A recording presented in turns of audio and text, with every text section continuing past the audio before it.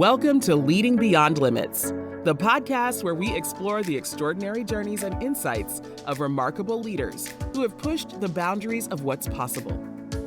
Your host, Angel Radcliffe, who is a digital transformation leader, author, speaker, and financial educator, will lead each episode and dive deep into the stories, strategies, and philosophies that have empowered these exceptional individuals to lead, inspire, and achieve beyond the ordinary.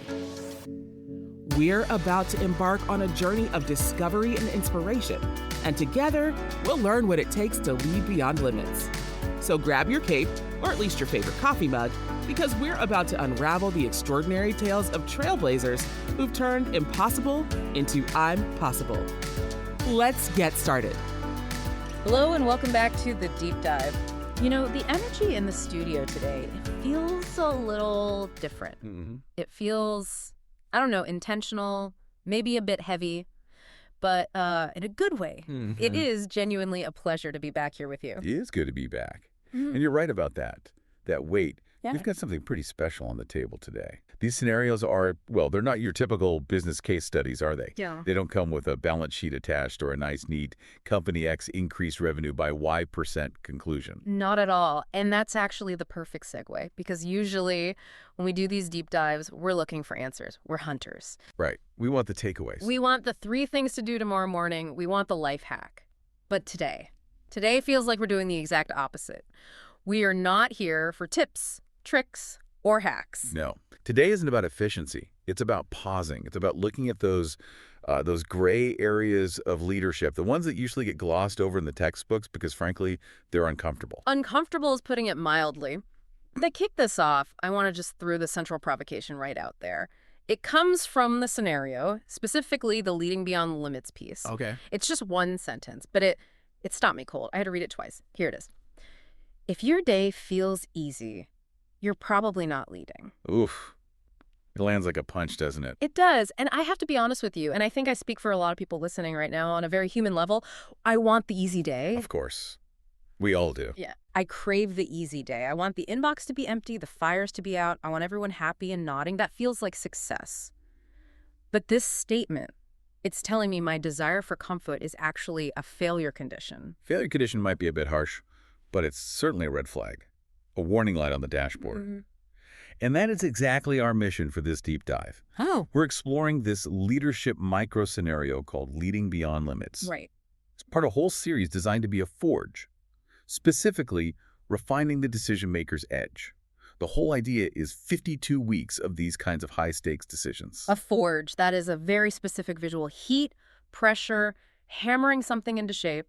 It is not a spa day. No. You don't go to a forge to relax. Exactly. Don't go into a forge to get comfortable. Yeah. You go there to be refined, to be hardened. And the goal of our conversation today is to really examine the tension in that quote you just read. We need to unpack why comfort is called a trap and why the absence of struggle often indicates an absence of actual leadership. Okay, I'm going to push back a little here. Let's play devil's advocate for a second. If your day feels easy, you're probably not leading. Why are those mutually exclusive? Why can't I just be really good at my job? Why can't I have high competence, a great team, and therefore have a smooth Tuesday? Why does it have to be hard to count? Well, you can be really good at your job and have a smooth Tuesday. No one's arguing against competence. But the distinction the scenario is making, and it's a critical one, is the difference between managing and leading. And they are not the same sport. They're not even played on the same field. Okay, break that down for me, because on a resume or in a job description, we kind of lump them together. Manager, leader, it's all the same bucket. Think about what makes a day easy. Usually it means things are running according to plan. The processes work. The team knows what to do. You're answering questions you already know the answers to. You're pulling from precedent. Exactly. You're referencing a policy you wrote 3 years ago. That is managing. That is maintaining the status quo. It's keeping the ship on course in calm waters. And there's immense value in that. We need ships to stay on course. If no one manages, the ship sinks, payroll doesn't happen. 100%. We are not saying management is bad. We're saying it isn't leading. The scenario, specifically drawing from this idea of the edge of discomfort, identifies comfort as the trap. It says, growth does not happen in the safety of what we already know. So if I'm totally comfortable, I'm just operating within my existing competence. I'm playing a song I've already memorized. You got it. You aren't composing anything new. You're cruising. You're safe. But you aren't moving anything forward. Leadership, by definition, implies movement. Taking people from here to there. Right, and there is usually a place we haven't been before. That journey is inherently uncertain. If you know exactly how the day is going to go, you aren't changing anything. You're overseeing what already exists. This brings up that concept of the edge that's mentioned in the scenario notes. Right, the edge. The text says growth happens at the edge of where we feel a bit out of our depth. I love that phrasing, out of our depth. It's such a visceral feeling. Oh. It's that moment in a meeting where someone looks at you for the answer and you realize, I don't actually have a precedent for this. Yes. There's no binder on the shelf for this problem. I can't Google this. That heartbeat skip, that little flush of heat, that is the edge. Yeah. And for most of us, our instinct, our biological imperative really is to back away from that edge immediately. We want to retreat to the center where we're the expert. Where we're safe. Where we're safe. But the scenario argues that the moment you retreat, you stop leading. You start managing again. You start protecting your ego instead of the future of the project. It's scary, though. Let's not gloss over that. Voluntarily walking away from competency. Voluntarily saying, I'm going to step into this space where I might be wrong. Right. That goes against everything we're taught. We get promoted for being right. You don't get an A on the test for saying, I'm not sure, let's find out. Which is exactly why this is so difficult and why so few people actually do it consistently. Leading requires leaning in to the very things that make you want to pull back. It requires you to override that survival instinct that says, stay safe, stay quiet, stay correct. It's interesting because the scenario describes these moments as gray areas. Yeah. It says explicitly there's no easy answer, no textbook solution. And that is the environment where leadership actually lives. Yeah. If there was a textbook solution, you wouldn't need a leader. You'd need a checklist. Or an algorithm. Or, honestly, in this day and age, you'd need an algorithm, a really good administrator. That's a powerful distinction. If I can look it up in a manual, I'm not leading. I'm following instructions. Precisely. If the path is clear, you're just walking. So let's look at the psychology here. The scenario raises this question. When leaders hit these gray areas, these moments where the textbook runs out, they often freeze, they stall. Why? Yeah, that hesitation, we've all felt it. You stare at the email, you stare at the spreadsheet, you schedule another meeting to discuss options. Let's circle back. Let's get more data. I'm so guilty of that. Why do we do that? So the easy answer, the one we tell ourselves, is we need more data.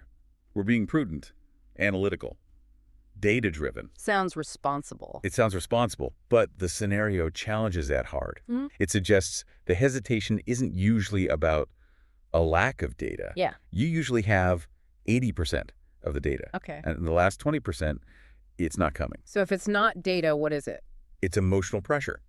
Specifically, the discomfort of three things: risk, accountability, and visibility. Visibility. That's an interesting one to throw in there.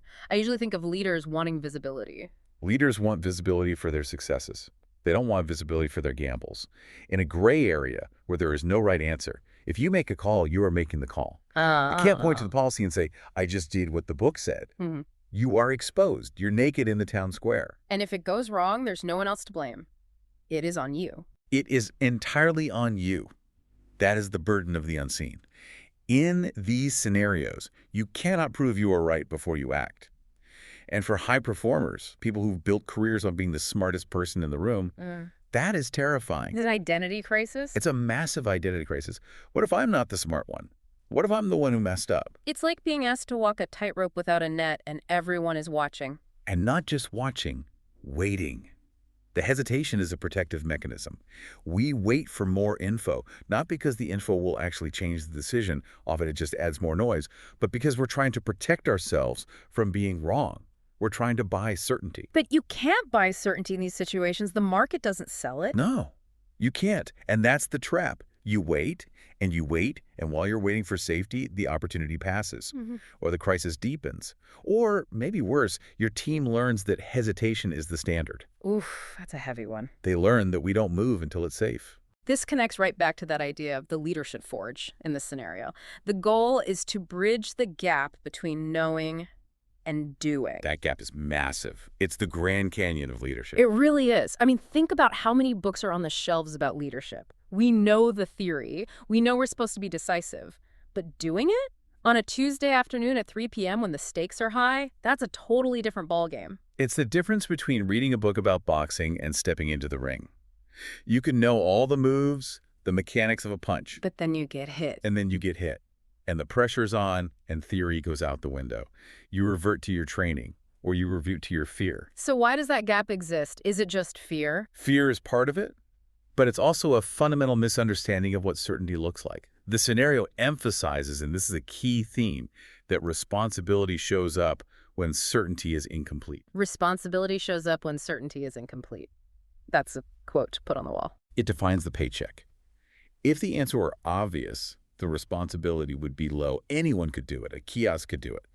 But when the picture's blurry, when you only have 60% of the information, that's when you have to summon something else. Not knowledge, but judgment, presence, self-trust. It sounds like we need a mindset shift here. We treat leadership decisions like puzzles. Like, if I just find the right corner piece, the whole picture will click together. Exactly. We treat it like a puzzle where there's a correct solution hidden somewhere. That's the academic model. But the scenario suggests we need to shift from solving a puzzle to navigating a storm. I like that analogy. In a storm, there isn't one right wave to take. No, you have to adjust constantly. You read the environment, you trust your hand on the wheel. Moving forward responsibly isn't about being 100% sure you're on the perfect line. It's about having the conviction to keep moving forward through the ambiguity. So course correcting is part of the job, not a sign of failure. Precisely. That's the key. If you're waiting for perfect clarity, you'll be waiting forever. And while you wait, your team is drifting. A leader who guesses wrong and corrects is often better and more respected than one who never moves because they're afraid of being wrong. So we've talked about the trap of comfort, the fear of the gray area, the myth of certainty. Now I want to make this personal. Let's do it. The scenario poses a very specific, very provocative question to the listener, to you. And I want everyone listening to actually just stop for a second. Don't let this wash over you. Here is the question. What is the one leadership discomfort you are currently trying to avoid? It's an uncomfortable question, isn't it? It invites silence. It makes me squirm a little just reading it because instantly something pops into your head. A name, a project, a conversation. Right. We all have that one thing, the email we haven't sent, the feedback we haven't given because we don't want to deal with the fallout. The decision we keep pushing to next week's agenda because the data isn't perfect yet. And the scenario urges us to just sit with that. The instinct is to say, okay, I'll fix it tomorrow. But that's not what we're doing here, is it? Oh. No. Don't rush to fix it. Just identify it. Look it in the eye. Why are you avoiding it? Is it because you don't know how to do it? Or is it because doing it will be uncomfortable? That distinction is everything. Is it a lack of knowledge or a lack of willingness to be uncomfortable? And ask yourself, what happens if you lean into it? What happens if you stop avoiding the difficult conversation, the risky innovation, or the unpopular decision? We usually focus on the risk of acting. What if I mess up? What if the team gets mad? But we rarely focus on the risk of not acting. The risk of stagnation, the risk of mediocrity, the risk of teaching your team that it's okay to hide from hard things. Oof, that last one. Teaching your team that it's okay to hide. That hits home. Leadership isn't just about the decisions you make. It's about what you model. You are the ceiling for your team's courage. If you model avoidance, you will build a culture of avoidance. If you model courage in ambiguity, you build a culture of courage. Your team is watching how you handle the not easy days. And this brings us right back to that core sentiment from The Forge. Leadership isn't a title you're given, it's the way you decide. It's the way you decide, not just the big strategic ones, but the micro decisions. The decision to pick up the phone instead of sending an email, the decision to speak up when everyone else is nodding, the decision to embrace the day that fights back. We promised at the beginning of this deep dive that we wouldn't give a 3-step plan. And looking at my notes, I'm glad we didn't. Because there isn't one. No. And it would be a disservice to the scenario to pretend there is. It explicitly states there is no textbook solution. So we aren't going to offer one. We're not going to tie a bow on this. That feels a bit unresolved, doesn't it? It should. Leadership is unresolved. It's an ongoing process. You don't solve leadership. You practice it. Every time you choose the hard path over the easy one. So where do we leave the listener today? If we aren't giving them a checklist, what are we giving them? We're inviting them to a moment of quiet reflection. Just take a moment. Think about that one area of ease in your work life right now. that place where you feel totally in control, totally comfortable. And ask yourself, is that ease a sign of mastery? Or is it a hiding spot? Exactly. Is it a bunker? Because if you're hiding there, you aren't leading. It's a heavy thought, but a necessary one. And look, we know this conversation happens best in community. We don't want you to just sit alone with this. No, absolutely not. We want to hear how this lands with you. So we want to invite you to join the broader conversation about the scenario. Go to Angel's LinkedIn page. Participate in the discussion there. Share what came up for you. Did you identify a discomfort you've been avoiding? You don't have to solve it publicly, but just acknowledging it, that can be a huge step. It's about making the internal external. That's the first step of the forge. And remember, the work of leadership is internal before it becomes external. You have to lead yourself through the discomfort before you can lead anyone else through it. Be willing to be uncomfortable. Be willing to have the day that isn't easy. Because as we've learned today, that's where the leading actually happens. That's the job. That's the deep dive. Thank you for tuning into another inspiring episode of Leading Beyond Limits. If you enjoyed today's conversation and want to hear more from our incredible guests, don't forget to subscribe, rate, and review us on your favorite podcast platform. Your feedback means the world to us. And if you have a remarkable leader in mind who you'd like to hear on our show or any questions and comments, feel free to reach out to us. You can find our contact information in the show notes. Remember, leadership knows no bounds, and with the right insights and determination, you too can lead beyond limits. Until next time, keep reaching for the stars and leading with purpose.